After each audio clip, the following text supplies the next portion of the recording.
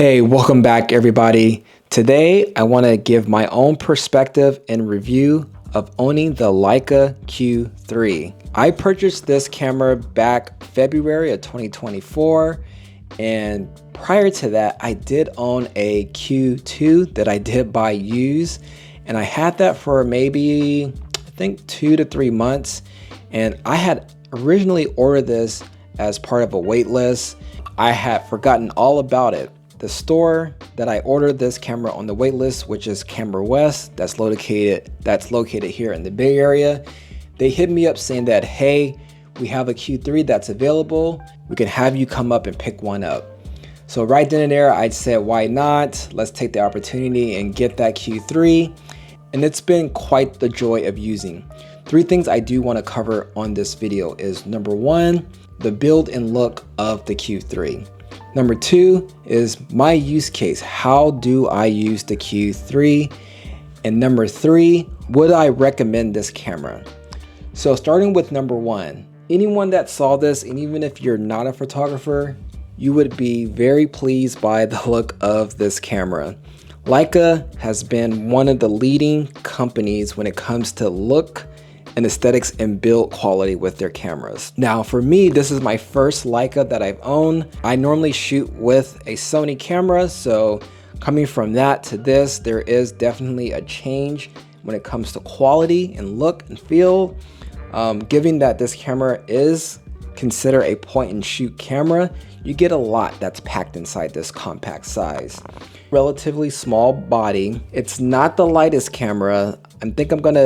I'm not quite sure how many grams of it, but I'm gonna say it's about 500 grams, maybe a little bit under that. Given that you do have a camera with a fixed lens on here, that's 28mm that opens up at 1.7, which is amazing. You get a nice swivel articulating screen, which this comes in handy if you're doing a lot of landscapes and you need those low profile shots, or even if you're shooting up very high, you need to be able to view a high viewpoint itself.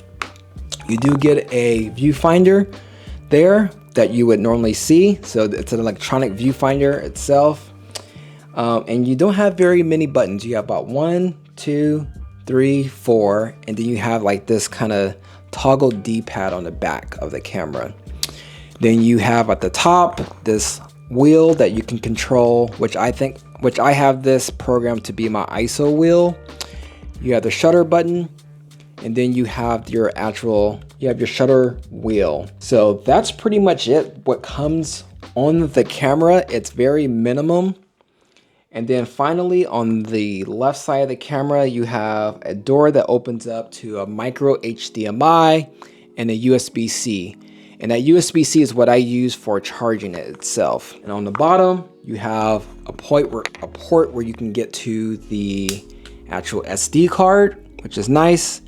And then you have this nice toggle that actually pulls out the battery, which I love this feature because in order to get the battery completely out, you need to tap on it one more time and it releases the battery. So that's a really nice touch that I do enjoy. You can't complain about it, right? It's just a sexy looking camera. Those are the things that I love about it, and that's everything as far as the build quality and the aesthetics. So number 2 is, what do I use this camera for? And for my purposes, I did create a video about this where I talked about this being the best everyday camera, in which I still believe that is. If you take cost aside, it is one of the best of what it can do. For me, I am a portrait photographer, so when I originally got this camera, I wanted to test out all of its great portrait photography capabilities, its autofocus, its ability to be able to compose and track a subject. Everything from that perspective, it done well for me. Now I did do a lot of photo shoots with this in studio where I felt like, yes, that's not the typical focal length that you would want to shoot in studio. I typically would want to shoot anything that's about 35 or greater. I normally stay about 50, but with this camera, having that crop functionality, I kept it at about a 35 or 50 crop mode. Anything past that, I don't really like to use those crop images because it's going to reduce your image size in itself. And because of that, I typically stay at about 35, no more than 50. Every day walking around, I took a 2-week family trip to Panama and Costa Rica with this, and this was the only camera that I decided to bring. But my goal was to be able to travel light, have one camera that doesn't sacrifice quality, and this definitely fit the bill for that. I was able to get a lot of wide shots with this camera at the beach, night shots, walking around with just me and my girlfriend, and just everyday just use that you would use this camera for, right? Documenting just the environment, the city, different places that you're visiting. I feel like the 28mm just does very well for that purpose, and this is exactly what it did. Besides that, I do use this camera just for everyday walking around, for street photography. I do have a video where I talked about street photography, so if you're interested about that, I'm going to point right here, wherever that's going to be at, and you can go check that video out. So besides that, this camera just has a very general purpose need for anybody. Now, the last thing being is, would I recommend this camera? And that's a hard recommendation to make.